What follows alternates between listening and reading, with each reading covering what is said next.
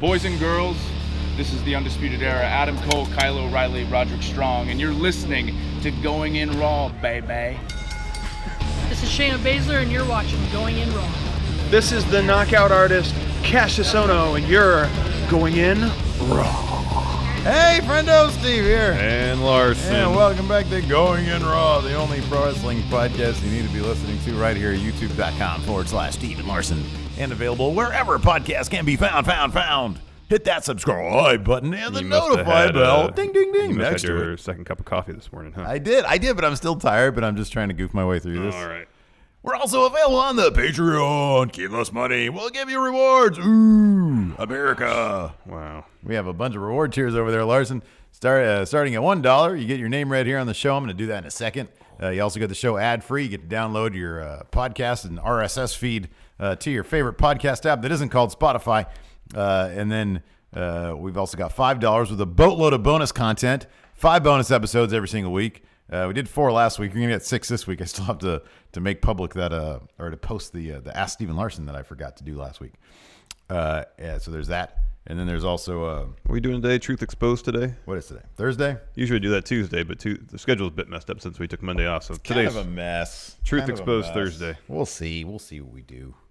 So there's all that. And, of course, we got the new Slow Wolfpack channel membership. Just hit that join button if it's available to you on whatever device you're using, be it laptop.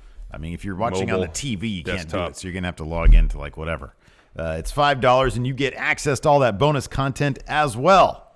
So, yes. And you get badges and emotes. Ooh, very emojis for chat. Very exciting. Very exciting. Ricky Scurvy here in chat on the live stream says, Steve's hair looks like he just got out of wine party. I'm doing what I can, man. That lady cut way too much of my hair. Cut it all off, man. No, that's what I basically have done. That's what I have basically done. There's a lot on top there. No, that's way too... I want it longer. How would cutting it all off benefit me? Because then you have to worry about any of it. No, man. I look terrible like that. Terrible. Anyways, yeah, we're going to talk about all the writers leaving and getting fired on tomorrow's and the Friday show, news episode. Yeah. And All Elite finding a channel. Yeah, there's a lot of news, actually. There's a lot of things. So they're going to be on Pursuit also, huh? That's crazy. And Twitch. Don't forget Twitch. They're going to be on Pursuit. When I heard the news, I was like, oh, Turner's fine. But if they don't have a Twitch channel to stream all their shows on, they're nothing. Because how are they going to get those Twitch subs, Larson? That's where the big money's at. No, that's the small monies, actually. Absolutely. So there's all that. Yeah. Oh, and then this is exciting. Here, if you guys watch us live in the channel membership department, we've got Baked Potato Face squaring up. So happy. If you don't have access to it, just hit the refresh. If you're a member and you don't have access to it, I just uploaded it. Hit refresh on that live dashboard, and then you'll get access to Mr. Miz. Yeah, with Papa Miz with his baked potato face squaring up. So yeah, anyways, good stuff.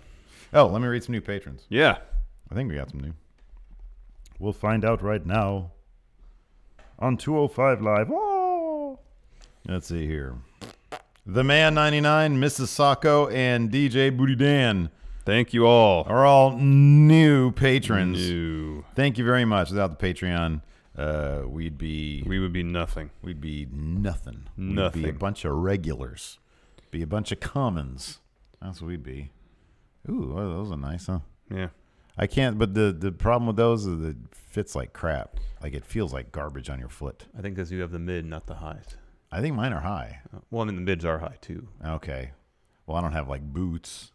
I know. We're talking about shoes right now. Yeah, no, I think the highs are made from better quality leather. That's why. Oh, okay. Yeah. It's just the feeling I get. It's a gut feeling. Yeah, so it's based on pictures. Like, it looks like supple, soft. Oh, man, look at all the baked potato faces here in chat. And the mid looks stiff. Anyways, Lars, we're not here to ramble on about shoes. Why not? That's what your show, Super Kicks. You want to do that, just make your own podcast about Super Kicks. Yeah, I don't have time for that. Yeah. Anyways, NXT had a recap episode. Yeah, and actually 3 matches instead of the customary 2 for these recap episodes. Well, there was only one important one. That was Candice LeRae fighting. Thank God. She's actually wrestling, Larson. She got to wrestle in front of that large takeover crowd against a subpar opponent. But nonetheless, we got a Candice LeRae match. And we got a Candice LeRae victory, most importantly. Yeah, I was very happy about both of those things. So that's very exciting. My favorite segment of the entire week, though, was Velveteen Dream's iPhone promo. Yeah, we'd already seen that, though. Oh, I can watch it over and over again. Yeah. I don't care. I'm glad they turned this a story because that's probably going to turn into a match, I would imagine. Yeah, they announced it last night. Did they actually announce Yeah. it? I just saw it on the spoilers. Buddy Murphy versus Velveteen Dream next week. They actually announced it. Oh, nice. Right on. I don't have to be coy about it then. Woo. Did you not watch the whole episode? They had graphic and everything. I think I might have. See, it's funny. When they did the promo afterwards, they said they were like, oh, hopefully that'll be a thing. And then they ran like the graphic for the tag, for the Oni Lorcan thing. Yeah, but later on, versus before the main Jackson event, Ryker. they did the formal announcement with graphic. I guess I missed it then. I don't know. What do you want, man? Gee whiz. I want you to pay attention. You want to take my fingernails? Go ahead. Yeah. Right there. Here. There you go. I got some scissors here. Have at it. I'll take the fingertips. Present them to me. Sometimes I look away. It's a freaking recap episode, man. I already saw this. Maybe that's why I already saw the Undisputed Era thing that preceded the graphic. So yeah, I don't know what you can do with that. You said fingernails. Yeah, that was a joke. I'm sort of done with that now. We can move on, please.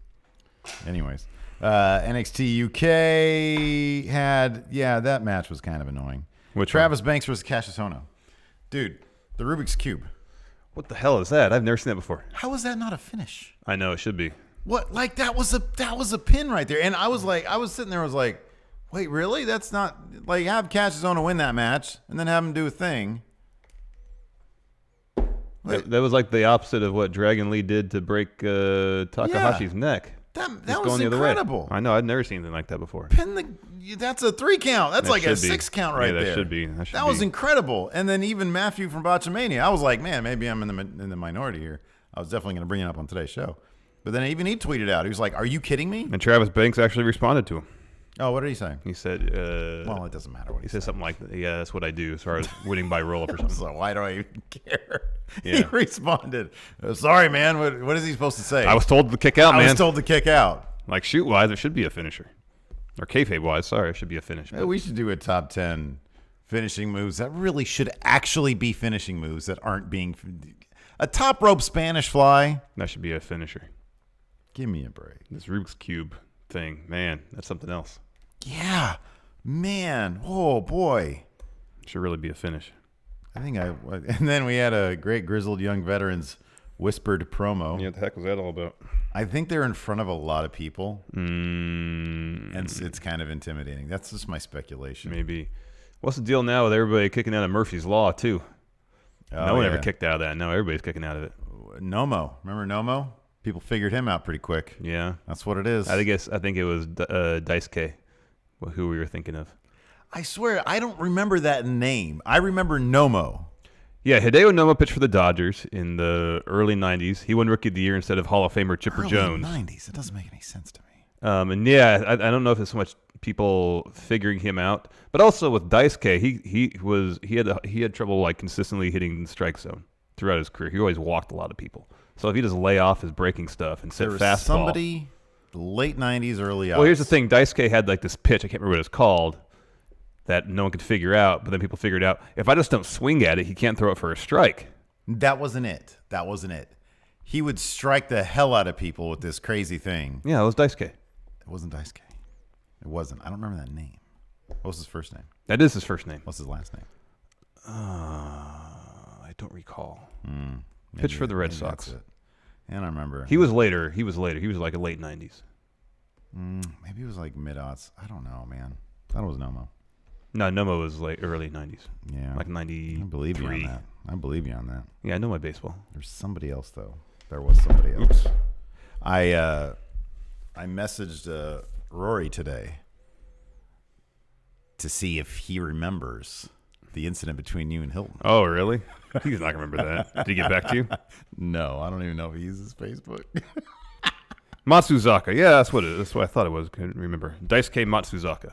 Pitch for the Red Sox. Don't remember that at all. What was that pitch call he had that no one could hit his first season? Oh, man, I got his wife instead. He never looks at Facebook. Be best to text him. I'm going to text him. All right, text him. No, it was 2007 that he debuted with the Red Sox. So it probably was Daisuke. Anyways, 2007. No, it was earlier than that. Then. Oh, okay.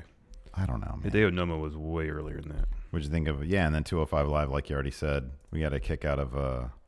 And then we had the dissolving of a firm of Drew Gulak and Jack Gallagher's firm because Jack Gallagher slapped the crap out of Drew Gulak. Twinewinder said it was the gyro ball. That's what it was. That was Dice K's pitch. I remember By just some sort of weird breaking ball. He used to lay off it because he used to walk 5 people per game. Yeah, he had control issues. See, that I don't remember. But you really pay attention to baseball that closely. It was somebody else. That was not the name. I know that. That was not the name. There was but somebody... it was a Japanese pitching phenom. Yeah, probably. So it probably was Nomo then. Yeah, but it was weird. The early 90s. I don't think it was 95, actually. 95. I don't know. Let's talk about wrestling. I'll figure this out in post show. All right. Who was Truth That'll be the Truth Exposed. Japanese pitching phenom that Steve is thinking of. Yeah. Don't worry. Don't think about it right now. The post show. Bother me. It's going to bug me now. Thanks. I know you think nobody watches this one or listens to this one, but some people do. So we yeah, should probably talk about wrestling. All right. NXT opened up. It was a recap episode. Yeah, so these NXT recap episodes, there's not a whole lot to talk about. I know, but they're also pretty funny because I think I'm starting to come around to Jackson Ryker. Oh, no. He's so bad. Here's the thing. I also, because I watched the first chunk of G1 Supercard last night, and in comparison to everybody from Ring of Honor in that Honor Rumble, Jackson Ryker is like a superstar.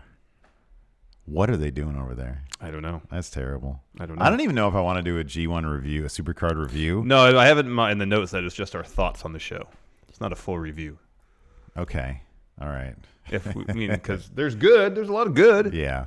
Especially the main event's really good. Well, New Japan is amazing. Yeah. New Japan is awesome, and I watched that. I watched the main event. Did you watch Naito and Ibushi? No, I need watch to. that. I really need to. That's really good. And then, and I watched Ospreay Cobb. That's really good. Yeah. It was a good match. We'll save our thoughts. Are we going to do that later on today? Yeah, it'll be in part of the Friday news shows. Yeah. Okay, perfect. Good. All right. So, Candice LeRae versus Aaliyah. Yeah. This was a great match from Candice's standpoint. Mm-hmm. I would never say Aaliyah is going to be in a great match, but we got to see Candice LeRae, and I was very happy about that. She pulled off the win with the lion salt. She's great. I hope that she comes out on top. I hope she is with Paige next week. I hope. I was looking through because the Paige forming the tag team. Other names, because if it's not Sky Pirates, and I know you said Kyrie and Candice LeRae, even though they have zero history together in NXT, other names it could be. Okay, sure. Who do you got? And so I was looking through the list, and it's not. The only name I can come up with was Mia Yim. She's not really doing anything in NXT right now. Yeah. She's not involved in a story right now. No, she's not. She's ready for the main roster. Yeah. So if it's not EO, because Candice is in a storyline right now, so I'd be granted not a major storyline, but a storyline nonetheless. And she stated one of her goals, recently was that she's going after that women's title. Yeah, but dude, you can't take anything. Here's the thing that we both come to realize with NXT, and this is why I dismiss anytime somebody says, "Well, they're in the middle of something with NXT." No, Vince doesn't care. That stuff that went down with Gargano, Ciampa, Black, and Ricochet. How they got that weird call-up thing. Like, 2 of them actually were called up, and the other 2, even though they knew Ciampa had a neck thing. That was the weirdest part of it. And Triple H's comments afterwards. No, I understand that them being in a story in NXT doesn't matter. They could have the hottest story. They literally had the hottest story in NXT going. And they still called them up, and they just had them do double duty. They had Ricochet and Aleister Black wrestle 18 days in a row, or whatever it was, over WrestleMania weekend, and one of them was a brutal takeover match. They've got something going on in NXT. It is plainly clear that they do not care about that. I would, even if Paige said, "We've got this coming up, we're going to do this." Number one, they have to know who this tag team is, right? Like this is one of those things where they just had Paige say that without knowing who it was. That's got to be a real thing, right? Well, her saying that without knowing who it is, that's entirely possible. It can't be likely though, right? I don't know. I think it's entirely possible. Yeah. What are they doing over there? Anyways, ALK82 has it right here in chat. Vince does what he wants, and Hunter does damage control. yes. Just wait till on Friday we talk about the comments that he and Steph made at some sports business journal thing. Oh, I didn't even see that. Oh man, where Oh, Stephanie says, dear. "Yeah, we try to book a year in advance." Oh God. Wait. We as in WWE. for main roster? Yeah. Oh my gosh. And Triple H, yeah, but there's injuries that happen that kind of makes us change. Injuries. Vince makes you change. Vince makes you change. Vince makes you change. Man. So yeah. So you have Mia Yim possibly? That's the only name I can come up with because that she's been on TV some, so she's some of a known commodity. She's not involved in any sort of storyline right now. Not that Vince cares about that, but if there's any sort of push and pull between Hunter and Vince, not that there is, maybe he can leverage that if he has plans for Candice and NXT. I don't know what kind of conversations, if any, you had. I know he said, like, Vince says, I want this person from NXT, that's that. But at the same time, like, if Vince goes to him and says, I want this person, Hunter's like, let's reevaluate. We got something in the works here. Let's see what we can do about that. He doesn't say that. I don't know. He literally said he doesn't. He just does whatever Vince wants is what the main roster needs. I sincerely doubt that Triple H has ever said, well, let's just, maybe in the case of Asuka, maybe because Asuka literally did everything. There was nothing else they could do, so they just vacated that title. Well, I wonder now too that the Gargano Ciampa thing was so weird because that threw everything out of whack. That was weird. Gargano was gonna beat Ciampa for that title because Ciampa needed to take time off, so it wasn't like that call up for Gargano was gonna be a full-time thing, right? And he's obviously, if you look at get that intro for NXT, he is obviously the centerpiece of NXT now. Mm-hmm. He is front and center, and then just off to the side is Undisputed Era. Yeah. So I don't know, man. Let me ask you this: who is along the same lines? Remember when Sonya Deville and Mandy Rose got called up? Yeah, well, Paige brought him up. Yeah, and Riot Squad got called up. Yeah. Who is along the same lines as them? It's people who like kind of under the radar. I mean, Mia Yim is one good answer. Like, could it be like Mia Yim and Lacey Lane? Lacey Lane hasn't done a lot, but she looks great. She's ready. Yeah, no, I know. I don't know. I would suspect she's terrific because at least Mandy Rose and Sonya Deville got consistent TV time, somewhat in NXT before their call-up. Yeah, a little bit.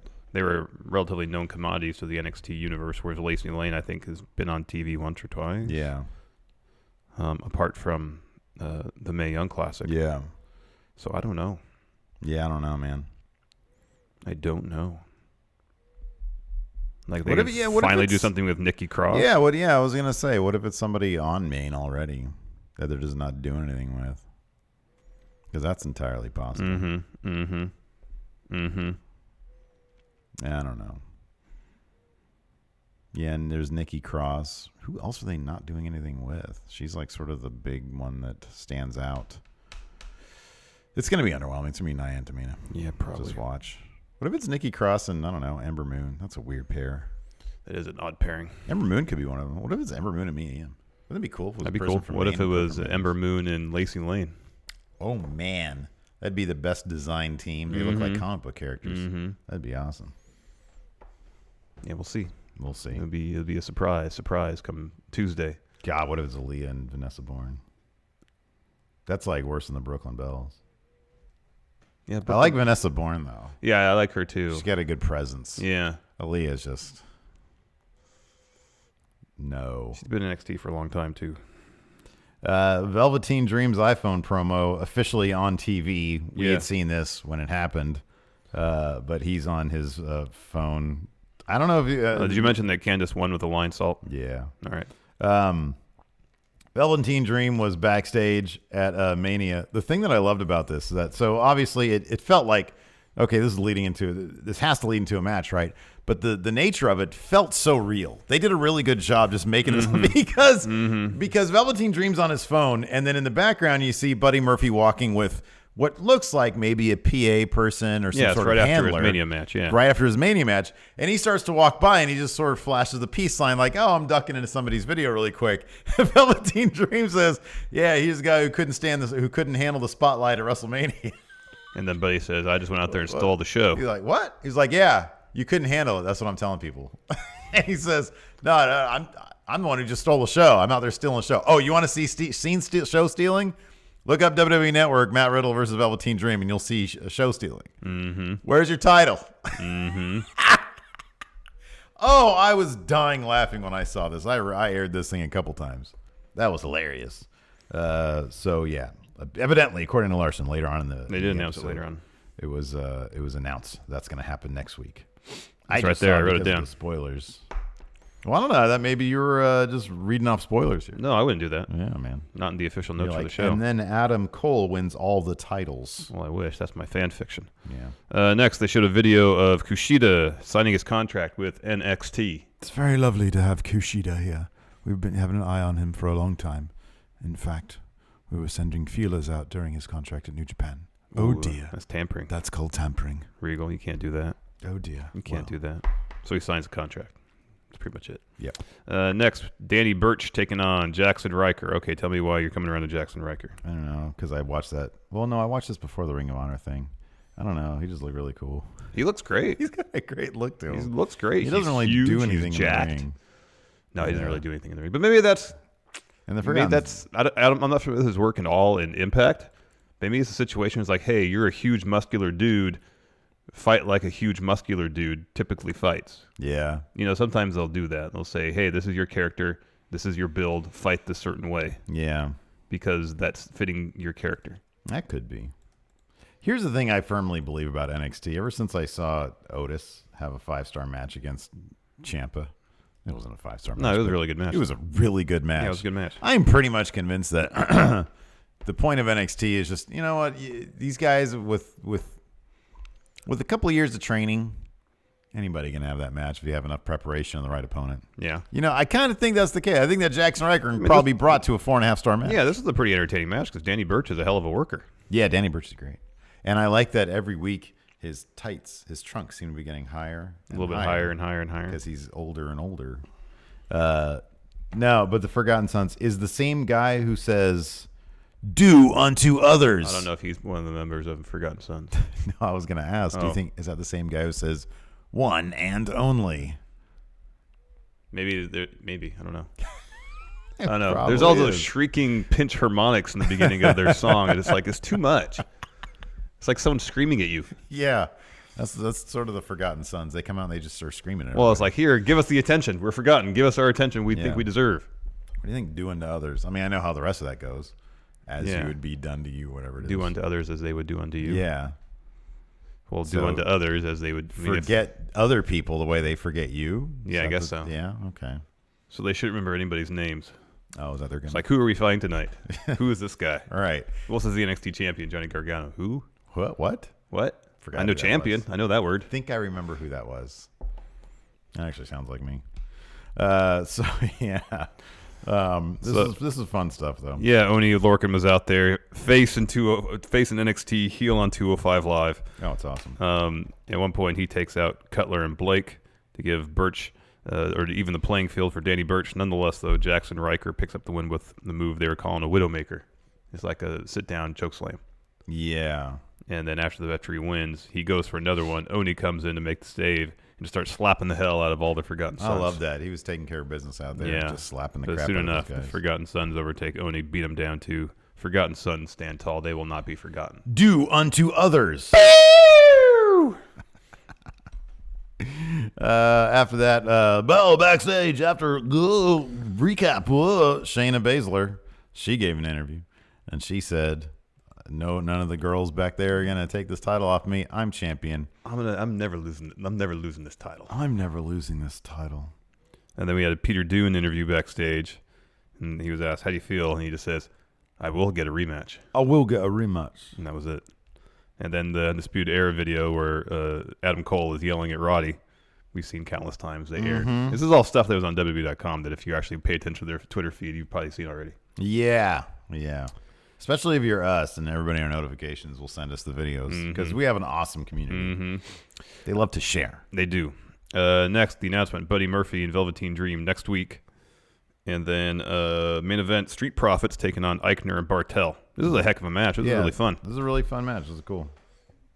I'm wondering if the time that Street Profits have spent wrestling in Evolve, I actually wondered if that was the motivations that they would send some talents like Street Profits. I think Angelo Dawkins had some wrestling experience prior to NXT, but I don't think Montez Ford really did. Either. Send them essentially, to an indie promotion to get some experience there, being in a different environment, learning some new things, and coming back to NXT, with a lot more experience under their belt outside of NXT. And I think it's really been paying off. I think it has too. I think that they're their ring psychology is better. I mean, the presence has always been great. Montez Ford charisma is off the charts. Yeah, he's really good. I do wish that he would dial it down a little bit in terms of the I don't know. I mean, I guess that's his thing. But he gets a little too cartoony for my taste sometimes. Like, take it like just in character. I want his character to take things a little bit more seriously. But I don't know. Because I have a hard time taking those characters as, okay, these guys are going to be legit. Because if you're going to get behind a team, if they're going to expect you to get behind a team, you're going to want to get behind a team who you think is going to be a credible threat against whoever the current tag team champions are, and that's War Machine. And so if he's in there sort of clowning around and stuff, I don't know. I liked when they did this big thing where like they came out originally and they would clown around a lot and they weren't getting anywhere. And then we thought they were going to do something. And then they started doing the Evolve stuff. And then they came back and they had more of a sense of purpose. Like when they were doing the thing against, who are the guys that still, TM61. Yeah, TM61. They had that renewed focus. They weren't clowning, or they would come out, they would do their entrance, they would dance and get the crowd into it, and that was fine. Once they got in the ring, they were like, no, you guys pissed us off. We're going to take this seriously. I kind of want that. Like, these guys are terrifying. Marcel Bartel and Fabian Eichner are terrifying. Yeah. There should not be any cartoonish stuff in the ring. And I'll say this. Last night especially, whenever he would, showboat? A bit. I didn't necessarily take that as him taking his opponents lightly or being goofy. I kind of took that as him kind of, in his own way, trash talking. Yeah, but I don't know. Because he didn't do a whole lot. He didn't do a whole lot of it. Like the dance and stuff during the match. Yeah. Afterwards, yeah. Before, of course. Once you step foot in the ring and you sort of showboat to the crowd, I don't know. I mean, maybe you're right. Maybe that's just the way his Gary Payton trash talk. Yeah, that's how I took it. But I don't know. When I saw it, I was like, man, you're really not paying attention right now. But they ended up winning, so I guess it didn't really matter. But I don't know. That's sort of what I want to see.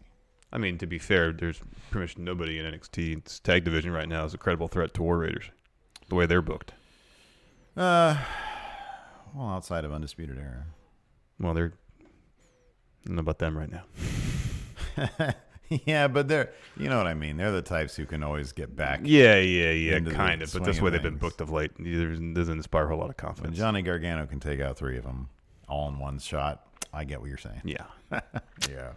But in any event, no, this was a fun match. It was fun. Hopefully, Eichner and Bartel can start putting some wins together soon enough. I don't know, especially man. They just dropped it to Kenny Williams and Amir Jordan. I know. Not looking good for them. They're really good. I really like them. They're really good. I really like them. They're really good. Yeah. Let's talk about NXT UK. Show kicked off with Travis Banks versus Cassius Ohno. A hell of a match. They gave it a ton of time. There's that spot where Ohno dropped Travis Banks basically on his head. That should have been the finish.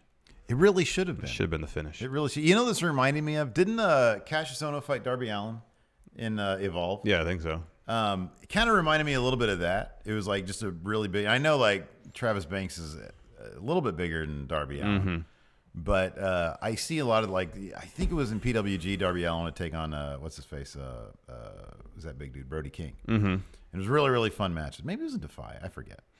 Really, really fun matches. That little dude just get thrown around. This reminded me a little bit of that, especially when he hit that Rubik's Cube. I'm like, oh my God, that looks like something that he would have done to Darby Allin. Yeah. I really wish he would bring in Darby Allin. I think he's fantastic. Apparently he's a free agent now. I really wish they'd bring him. He was in an episode of Being the Elite, though, too. The problem is there would be no way that they wouldn't put him in 205 Live because he's really small. Yeah.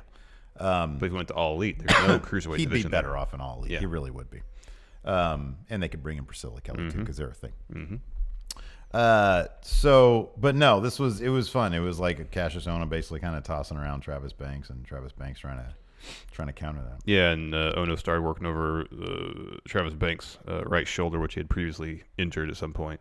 And so Travis Banks was like trying to pop it back in place and stuff like that. Yeah. It was an interesting story. And then Banks would occasionally gather up muster up the strength to hit a move, like he had a Kiwi Crusher, which is an impressive feat. Because Ono's not a huge dude, but he's a big dude. No, you can say he's a big dude. That's a hoss right there. Yeah, Ono kicked out. And then Ono hits that Rubik's Cube for sort of like the move where that Dragon Lee hit on Takahashi that unfortunately broke Takahashi's neck, but just the opposite way. So rather than Ono tucking Banks' head behind him, it's in front of him like that, and like just drops from the back of his head and his shoulders. Like, that should be a finish. Get out of here with that. Like you're already in pin position. I know. Like you just don't do anything. Like just drop them and stay right there, and then that should be 3. Yeah. That's like I said. That should be like 6, man. And also, like I said, when you can see the formula of Cassius Ohno comes in, talks trash, all these people are disrespectful. He lays somebody out after their mat. Like we saw this a million times in NXT. Can that dude get a win first? Can he get a win first? Like 2 convincing wins against Travis Banks, like where he hits him with this, and then Travis Banks figures out a way to get out of the Rubik's Cube. I know. And then eventually gets picks the up win. the win and wins the feud. Yeah, I know. Come on. Number one, who wouldn't want to see 3 matches against both these this guys? match was really good. It was really good. Cassius Ohno doesn't put on bad matches, and Travis Banks doesn't put on bad matches. I mean, this should have been a feud that went into the next NXT UK takeover. Yeah, make it like a false count anywhere or a last man standing match. Who wouldn't want to see that? I know, that'd be great. So yeah, I don't know. They consistently drop the ball with Cassius Ohno. I mean, that's been his history in NXT. It's like, and I get it. I know. I mean, from what I understand, like he's in there to make stars. But come on, he's a star. I was like, there was that little piece of me, and I knew it wasn't going to happen. There was that little piece of me, and I knew obviously it wasn't going to happen. But when Sheamus Cesaro came out on SmackDown, on Raw, no, SmackDown, when they were like, we want to do a 6-man tag match. Yeah. And I was like, and then as soon as he said that, I was like, man, how cool would it be? Oh, if they brought Ono in. If it was Ono, and I knew it was going to be Drew, but how cool would it have been? Yeah, it'd be cool if it was Ono. Man. Lost opportunity there. Just they never give us exactly what we want. No. I'm not trying to be entitled here, man. It's just Just give me what I want. You know what I want, WWE. Give it to me. You know give me what I I want, Vince. Give me what I want. Give me what I want. You got Finn, AJ, and the club. Just form Bullet Club. Just do it. Well, they can't call it Bullet Club. I know, but you can call it something. There's plenty of cool names out there. Club. Ammo Group. Anyway, with Travis Banks, there was a sequence where they were trying to roll each other up. Travis Banks got last roll up. He won. Yeah. It's a good match. Ono should have picked up the win here. If they want to have Ono kind of cut corners or something to lead to this Rubik's Cube bit, that's fine. Yeah. Have him cut a corner. That's a finisher. Yeah, Rubik's Cube is, I've never even heard of that move before yesterday. It's a finisher. Tranquilo, man. Ah! It should be a finish. Next, we had a great Jordan Devlin interview. This was awesome. Never bet against the ace, Steve. He wants Walter. I've been winning for months now. And he's probably thinking his odds are pretty good. He just beat Walter in OTT for their title. He's probably thinking, I beat him once. What's one more time? I saw this video of a guy who looked a lot like me beating a guy who looked like a lot like Walter. In fact, it was me. And it was Walter. It was the Irish ace. It was Walter. I'm beating people crazy. Do you want people to go crazy here? I'll beat Walter. Never bet against the ace. Yeah. Pete Dunne just lost. You know what makes him? Loser. I've been winning here for months. You know what makes me? Winner. Oh, he's so good. Never bet against the ace. Jordan Devlin might be my favorite guy in NXT UK. I don't blame you. He's good. I don't blame you. He's great. He is great. He's great. Next, we had Piper Niven's in-ring debut against Killer Kelly. Piper's great. She did a fun splash at one point. Yeah, man. That was awesome. Yeah, she's great. Picked up a win with the cannonball in the corner, followed by a Michinoku driver. Rhea Ripley runs out. She tries to get in the ring. Piper turns. She stops. Yeah. Then she leaves. Yep. Apparently, she's got a foot injury. Foot injury that should be out for another month or two or something like that. Yeah, I think it's She's like 2 out months. for a while. Yeah, that sucks. Yeah, I know. Well, time goes by fast. Just have Piper and Niven keep on squashing I everybody. mean, she's only going to miss like really one set of tapings. Right.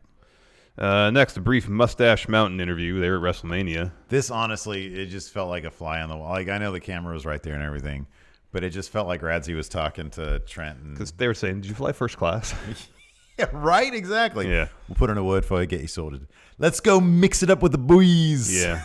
That's what Trent Seven said. All good friends over there. Mark Andrews, Flash Morgan Webster, they're in there right now. Yeah, let's go mix it up with the boys. Yeah, I think they had an access match or something, didn't they? Probably. I don't know.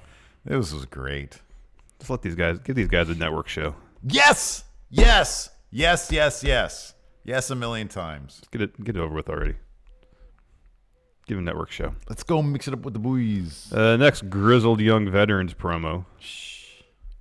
I am Zach Gibson. Yeah, he's This man is James Drake. speaking in such hushed tones. We are in a library. In the number one library. Grizzled young veterans. Grizzled young veterans.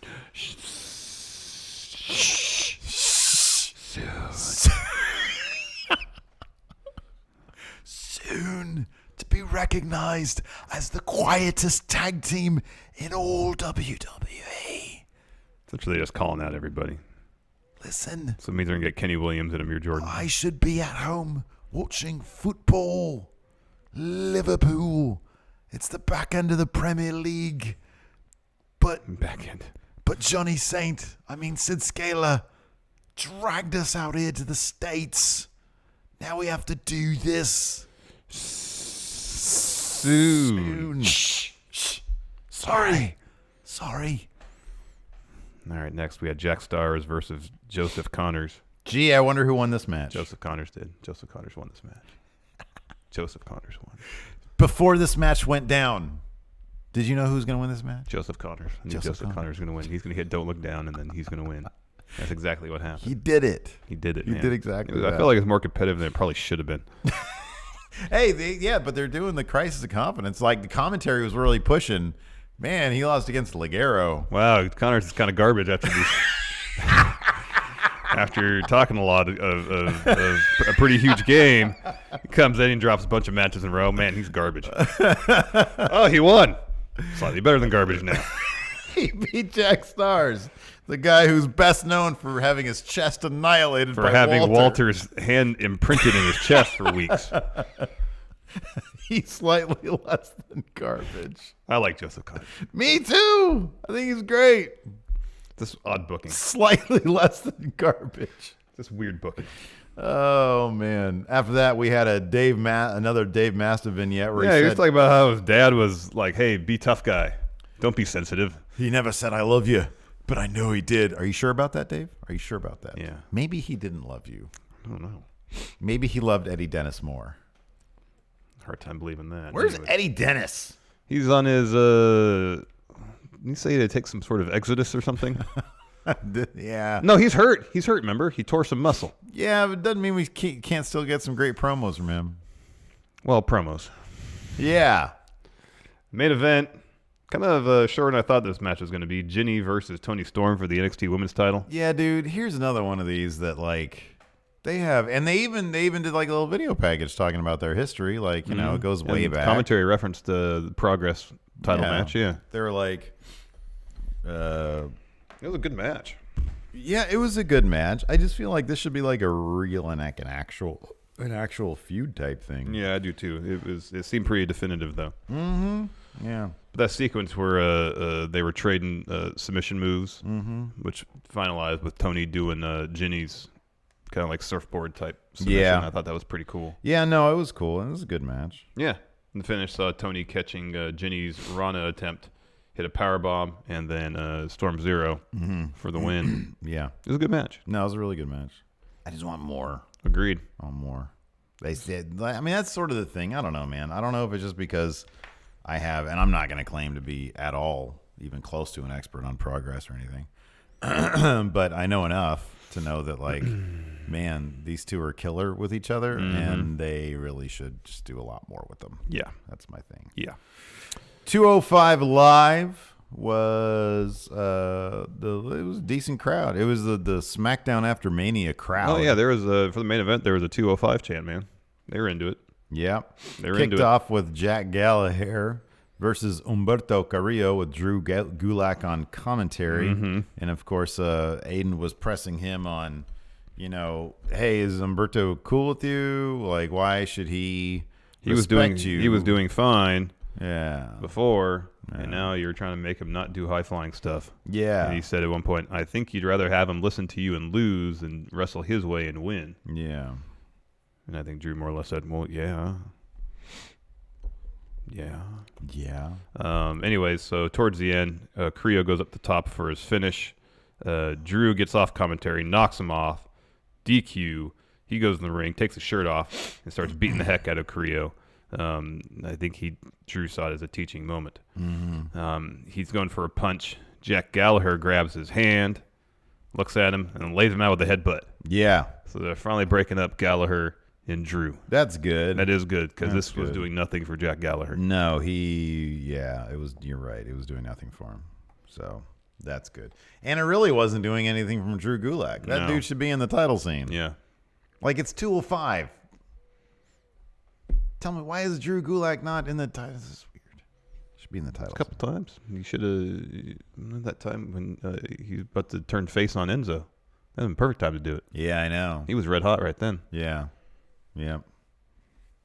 Red hot. Anyways, afterwards we had a Buddy Murphy promo. And he said, Tony Nese, you gave me the best at Mania. However, I will show you that I'm still unstoppable. And then Tony Nese had a promo saying, I won at Mania. I'm going to beat you again tonight.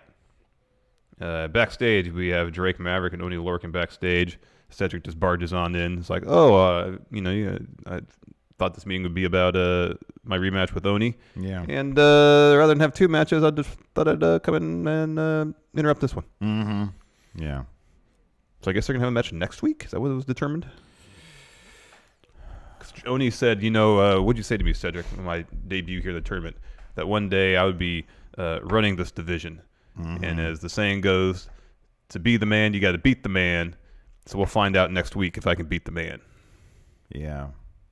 Yeah, I think it was next week. Yeah. I think it's next week. That'll be a hell of a match. Boy, that'll be a good Give those one. guys a half hour. They probably will, too, because it's 205 Live. This main event last night, or this week, was pretty long. Yeah, it was pretty long. Buddy Murphy, Tony Nese, Cruiserweight title on the line. WrestleMania rematch. You said this while we were watching us, right before we watched it. You said this is probably the match that they wanted to have at WrestleMania. Oh, heck yeah, man. And it's true, because obviously, like you said, they gave it like half an hour or 20 minutes or 25 minutes or whatever, and it was really, really good. Yeah.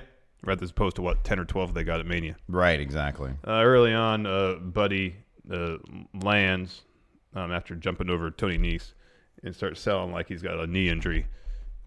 But he was faking it. Lol. He gets up. He attacks Tony Nese. Tosses him into the ring post. Dong. He has the advantage for a while. Starts tossing Tony Nese around the announce table. Back in the ring. Hits a V trigger. But then Nese gets the upper hand briefly when he knocks Buddy off the top rope via palm strike. Yeah. And then we have some high-flying stuff. We had Buddy hitting his tope. Tony Nese hits his tope. And then afterwards, after Nese hits his, he starts tossing Buddy around the barricade. He tosses Buddy over the announce table. Back in the ring, we have Nese sets up for the running Nese. Buddy avoids it. Hits a V trigger on the apron. That was a good spot. And then ringside, Tony is just dead weight. And Buddy wants to lift him up for a powerbomb. Can't. He even goes back to break up the ref's 10 count for a bit. He goes back out. Nese backdrops him on the announce table. And Nese gets back in the ring. Buddy just makes it back in to beat the 10 count. Buddy hits Murphy's Law. Nese kicks out. Of course, at Mania, he didn't kick out. He got his foot on the rope. Yeah. But now he knows how to absorb Cedric, it, apparently. didn't Cedric kick out of? Yeah, Cedric kicked out of Murphy's Law. Probably. Like everybody does And then Buddy hits Tony Nese with two Kamigoyas, Kota Ibushi's finisher. Goes for a suplex, but Nese reverses into a reverse Rana. And then Tony Nese hits a standard running Nese and then a jumping running Nese. Yeah, that jumping one was really cool. For the win. Yeah. He retains. That was rad. So, yeah, dominant champion Tony Nese. Yeah, man. Beats the unstoppable. Stops the unstoppable. Yeah, who's the next Muddy heel Murphy. for Tony Nese? Hopefully Drew Gulak. Yeah, probably feels like it's going to be Drew. I hope that they're not going to do an extended Drew Gulak, Jack Gallagher thing. That should be one match. You would think. Drew wins that one.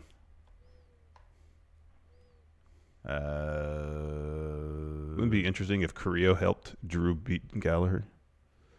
Oh, that'd be cool. That'd be kind of neat. I love Humberto Carrillo. I think he's great. He's really good. I mean, I guess it could be Kanellis. It could be Canellis. He needs to start winning more, though. He needs to get a couple of actual wins first, though, yeah. But he's really good. Yeah. You see he was walking around the crowd at Mania before the show starts? I did yelling. see that, yeah. He's going crazy. Yeah, man. Look at me. All these people love me. People are just like, hey, what's up? Who's this guy? I know. I was flipping around Pluto TV last night, and I came upon the Impact channel. Oh, dear. And the match was EC3. It was from 2016, EC3 versus Mike Bennett. Yeah, it was a fun match. But it's just sort of like, who would you rather be, these guys in 2016 or these guys now? I know. They're I probably don't getting know. paid more, maybe, and their checks are probably coming on time. Well, they're getting checks. Yeah. So that's number one. That's great. Yeah. And I guess like the ceiling is higher because you're in WWE. Theory. Man, I'm telling you. Once Vince sees EC3 with Drake Maverick, it's going to be off the charts. Off the charts. I hope so, but I'm not getting my hopes up, man. I don't know about Kanellis. I don't know what more you can do with that. I like him a lot. Yeah, I think he's really good. If he just keeps on putting on really good matches, Yeah. maybe bulks up a little bit. Grappling Gamer, let's do some questions. How much do you think Kanellis weighs?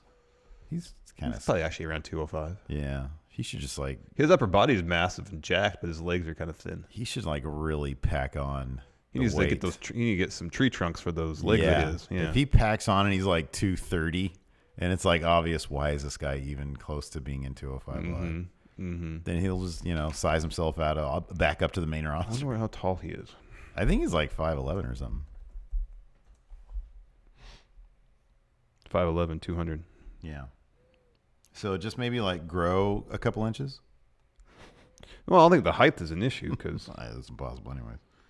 That's Braun Strowman. no, that's good. Oh, Who is that? That's Mike Knox. I don't know. I picture Mike Knox shows up. I mean, he's beefier there.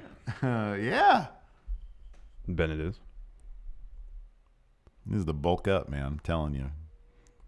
Gain 15 pounds of muscle. He's thicker there too. Gain 15 pounds of muscle, and everybody be like, how is it even possible this guy's in 205 Live? They're going to have to do the old Buddy Murphy storyline. Yeah, he's pretty. I mean, I look at Buddy Murphy, and I'm like, why is he in 205 Live? yeah, he doesn't look like he's 205 pounds. He's massive. He doesn't. He's huge. How tall is But I think that's the thing about Buddy. Buddy. He's short. I think he's like 5'9". 5'8" or 5'9"? Oh, Oh, he's he's 5'11". 5'11", okay. 203. So wait, hold on a second. Well, no, wait a second. No, I You know. can't tell me that Buddy Murphy is the same height as Mike Bennett, And and only 3 he's pounds only heavier. 3 pounds heavier. Get out of here with that. Yeah, no, that's not legit. Probably legit. Buddy Murphy's probably like 210. We're like 215. Yeah, he's got a lot of muscle on him. I know. I imagine his legs are thicker than Bennett too. Oh, big time. Yeah, they are. That dude's in pristine shape. Oh, Buddy yeah. Murphy. Yeah, he is. He's great. Well, how tall is Tony Nese then? He's a little, short, He's man. a little shorter. He's than, short. He's probably 5'9", 5'10", 5'9". Yeah. 5'9", 196 he's billed as. Even he's probably like 205.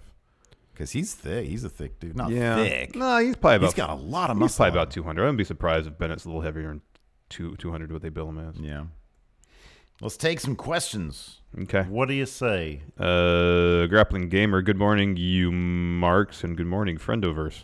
Welcome, Grappling Gamer. Welcome, Grappling Gamer. BreakingControllers.com, someone said Lars is the baby Snitsky kicked. Is the baby Snitsky kicked is now Lars. I Yeah, saw there's a that great meme. Yeah, I that's saw that awesome. Hafty here in Discord says Enzo and Cass, now NZO and Cass XL. Kaz XL are back together as Free Agent Z. They did a cut of promo for some new shirt they have. Is it? Are they in Ring of Honor? Last I heard, not officially. They haven't really. No deal has actually been signed. Yeah. Scarlatista's nose ring, Dan, points this out, and I didn't mention it, but I was paying very close attention. James Drake, silence alternating smile snarl was very entertaining while Gibson did his whisper promo. It was. Yeah. He would like smile and then snarl and smile again, seemingly with not responding to anything that Gibson was saying. Yeah, it was just alternating animations pretty much. Patrick Sparks, Aaliyah is Matt Taven of NXT. Get off my screen now. Yeah, kind of. What is that thing that Taven wears to the ring? That big purple and black like smock or whatever it is. It's so ugly. Yeah. Well, save your Taven opinions for... Oh, it's going to be a long one. Jimmy Thomas, Ember and Oscar Moon. Oh, boy. That'd be good. Yeah, Ember Moon and Oscar. That'd be good. There you go. What's the sting here with the Wolfpack shirt on?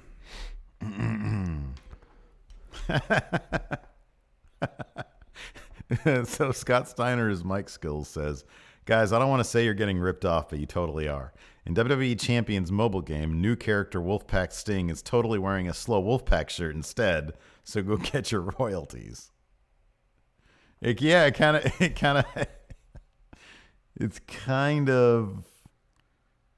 definitely not the original Wolfpack logo. No. They did like a new one for that. Yeah. That's funny.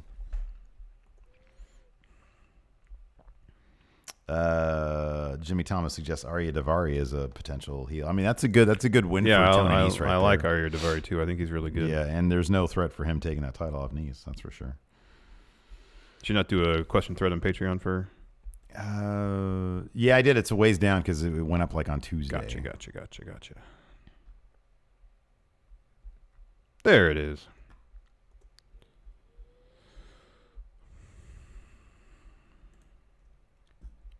Taking the long way there right now. Yeah. Oh no. And ever since Patreon did their new thing, it's just every time a website updates, it's slower. Yeah. It's always slower. Wolfpack for life. Which brand would Pete Dunne fit on most? Take the likelihood of good, bad booking out of the decision. Imagine a feud between him and Finn Balor for the Intercontinental title. Yeah, that'd be great. That'd be great. He feels like a Raw guy. He does. I don't know why.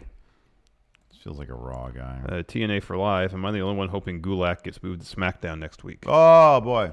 That'd be good. Boy, that'd be great. Mm-hmm. That'd be awesome. I tend not to think about that stuff just because I get my hopes up. Like this whole Paige tag team thing is totally going to be nice. It's going to be the most underwhelming thing. It's going to be Nia and Tamina. Probably. Cody Wrestle Lee, since you guys are making a count out for all the moves that should happen next week in the shakeup, what are some moves that absolutely should not happen? Well, Seth and the Universal title going to SmackDown. Well, I don't think they could do. They have to change the whole color of the strap. They'd have to go, and then the New Day would have to go to Raw. That didn't make any sense. Mm-mm. So that should not happen. What else should not happen? Did you say you like Braun moving to SmackDown? I don't mind it. Maybe get him out of that kind of celeb match purgatory he's in. Maybe. I just feel like some people he would benefit from just a change of scenery. Mm-hmm. Some fresh creative minds behind his creative. Although I guess Road Dogg's not going to be one of them now. Yeah, I wonder how much of that load Road Dogg was actually carrying. Yeah, I don't know. Demas Perez, with people like Trevor Lee, ACH, and Kushida in WWE, who do you see being the next Cruiserweight champion after next year's WrestleMania? Man, Humberto Carrillo. Yeah, that's probably a safe bet. My prediction skills. Yeah, we were kind of, for Matt Chat yesterday, we were reviewing our predictions from our predictions episode. Mine are bad. Mine are really bad. Let's see here. Ted Fugate. Fugate. When it comes time for Matt Riddle, Undisputed Era, Keith Lee, and Velveteen Dream to be called up, which brands do you guys see them fitting in with best? Riddle, gosh, he can go anywhere. I could see Riddle on SmackDown, Dream on Raw, Undisputed Era probably on Raw, and Keith Lee on SmackDown. Mm-hmm. I guess that's what I say. Emilio Rafael, do these NXT top guys, Undisputed Era, Velveteen Dream, Matt Riddle, etc., have what it takes to change the business? I don't know. As long as Vince is doing what Vince does, I don't think any particular talent's got what it takes to change the business. None of them.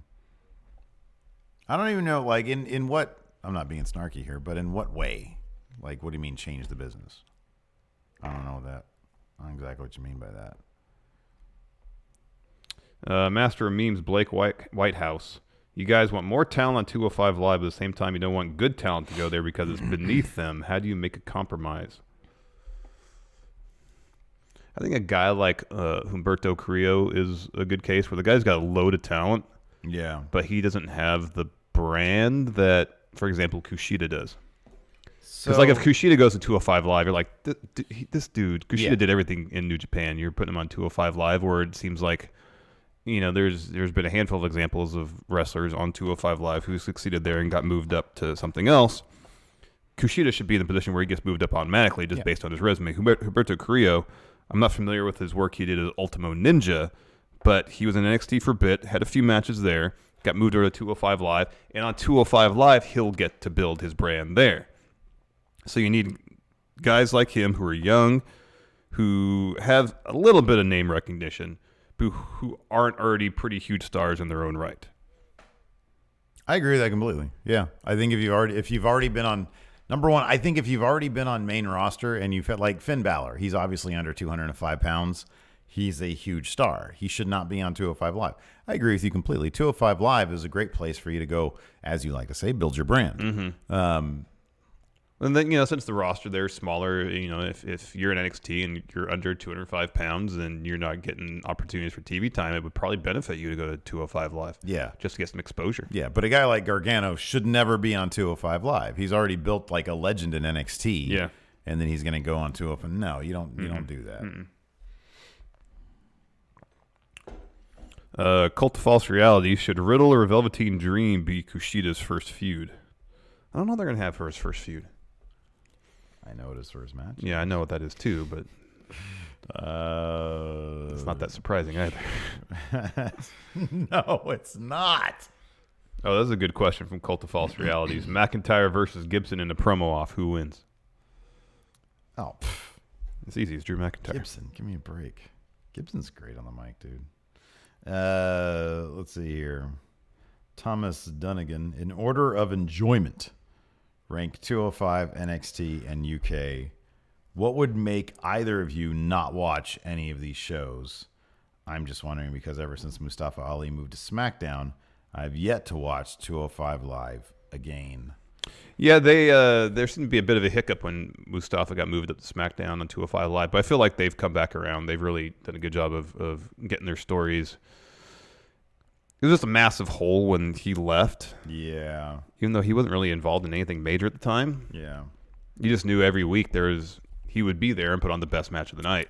And since then, the people have come in, stepped up.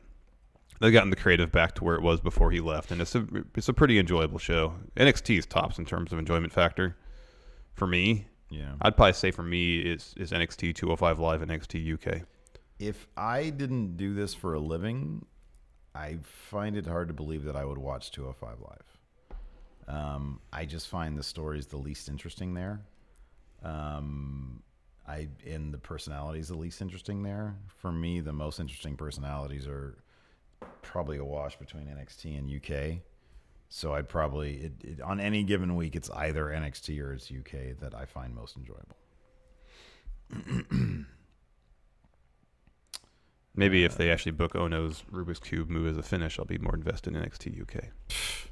I still find there's not a whole lot of intriguing stories developing in NXT UK. So I like all of the personalities. I think are some of the tops for me. personalities are good. Like I like Jordan Devlin a lot. Walter's good. Pete Dunne's good. All the Mustache Mountain guys are good. But I don't know. There's just not a whole lot of intriguing stories there in my mind. Yeah, that's always kind of been my issue with NXT UK. Mm-hmm. Long term, at least, no really interesting long term stories. Yeah. Let's see here. Oh, this is a good question. Alex Foster. So I'm kayfabe. What made NXT superstars come together to make a music video? How the hell do they get along? We didn't talk about the new Oh intro. my God, dude. We didn't. We'll end on that. We didn't talk about the new intro. Oh my God. What the hell were they thinking there? Dude. Is that a Vince idea? It's like, we haven't done anything like this since Pile Driver. I don't know whose idea that was, but it's terrible. It's awful. It's awful. I texted you last night, so your expectations were already. What were your expectations versus when you saw it? Because I texted you, I said. So you said they're lip syncing to the Slipknot song, and I just didn't. So I didn't visualize how it would look. Yeah. But just the premise of any wrestlers lip syncing to any song to kick off a show filled me with a great deal of dread. Yes. And I saw it, and it's not like they're just doing individual shots of wrestlers like doing a word or two. They're there in unison in the ring. It's the closest thing I've seen in wrestling, in modern day wrestling, to Do They Know It's Christmas? Yes. They are one step away from all wearing headphones I know. and singing in unison. I was going to say We Are the World, same thing. Yeah, So, same thing. Yeah. It's so, and then the sad thing is, the rest of it isn't that bad. Like No, once it's you just get past a montage. Set to the music. montage, Yeah. half of the shots are recycled from whatever. But like they're all in the ring singing a song. That's the stupidest thing I've Terrible. seen. It's terrible. They changed up UK's montage as well, Oh, I didn't notice. just to add some new faces. And Oh, I guess I did then. There's like less Pete Piper Dunne in there. Niven. There is less Pete Dunne. I was checking. I was like, "Whoa, where's Pete Dunne?" And then there was like one shot of him Yeah, there towards was the one end. shot. Oakley Tiger got more super chats here. Thank you for all you guys do. Should Cesaro and Sheamus make Thebar a larger faction? Who should be in it? No, Thebar. They kind of tried that briefly with Big Show. Oh no! Oh no! Oh no! Oh no! All right, I'd I be might totally be cool with that. Oh no. Yeah, he's like the only one though. Rich Hardesty, do you think Dunn is getting called up in the shakeup? I would not be surprised if we see Peter Dune on Raw. I'd be very happy about that. I'd be extremely happy about Mm-hmm. that. I'd also be worried though because he's short and Vince doesn't like short. Yeah, he's more than 205 pounds though. At least But he kayfabe. also, who's taller, Pete Dunne or Daniel Bryan? I think Pete Dunne is. It's so weird to me that Vince loves Daniel Bryan. That concept is weird to me because I love Daniel Bryan. Yeah, I love Daniel Bryan too. And I'm not sure Vince should love Daniel Bryan because he's Vince McMahon. And Vince, I think, should Oh, love you know what that reminded me of? The intro, the Super Bowl Shuffle. Because you watched the video of that, and they got all the Chicago Bears there just standing in a line. It's so bad. Yeah, exactly. That's what it reminded me of. I think we were probably that ring is probably. You think the ring is the one from the warehouse, or you think it's a performance center ring? I don't know. Because they said they shot a lot of stuff. They shoot a lot of that stuff at the warehouse. Yeah. Well, I mean, since all the talent's in Orlando, it's probably You think it's it's probably just there. there, yeah. I don't see why they'd fly everybody up to Connecticut for that. You're probably right about that. Oh man, All right. boy, Yeah, hopefully they scrap that sometime pretty soon because it's not good. it's really bad. Anyways, thanks everybody for watching. Thank you very much. Patrons, we've got an episode coming up. Well, we're gonna find out what picture I'm thinking of. Which picture? What? Which picture I'm thinking. Oh of, yeah. Yeah. Well, I had a list here of the picture was Japanese, right? I think. Oh, Pretty sure it was Nomo. Anyways, thanks everybody for watching. Until next time, we'll talk to you later. bye. Be a part of Going In Raw today at patreon.com/Steven Larson. Starting at $1 a month, you can enjoy Going In Raw ad-free, gain access to the daily 30-minute Going In Raw post show, exclusive merchandise, and so much more. Support Going In Raw today. Click the link in the description.